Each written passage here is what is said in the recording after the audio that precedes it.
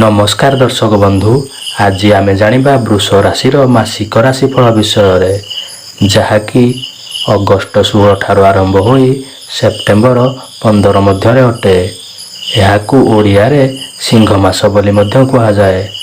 आउ मध्य यहाकू ओडिया रे संक्रांति मास बोली कहा जाए। जेउ मानकर पांजी उपरे ज्ञान थिबो से माने यहाकू भल भाबरे जानिथिबे। तो आसंतु डरी न करी से विषय जानिबा। तो वृष राशि मानकर एही मासरे कौन कटिबो चलंतु आरंभ करिबा। आपण धैर्य और सहनशीलता जोगु व्यवसाय रे लाभवान हेबे। पारिवारिक अशांति आपणकर वृद्धि पाइबो। मिथ्या अपवाद पाई पारंती, तेणु करी जगी रखी चलंतु। एही मासरे आपणकर भातृ विवाद देखा देई पारे, तेणु करी देखि चाहि चलंतु।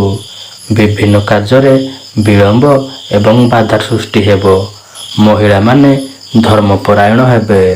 छात्र छात्री माने एही मासरे असफल हेबे, तेणु करी ध्यानर सहित पाठ पढ़ापढ़ी करंतु। तो दर्शक बंधु, ये तो थिला वृष राशि मासिक राशिफल विषय। जदि भिडियोटी आपनकु भल लागि थाए तेबे गोटिए लाइक करि दियंतु।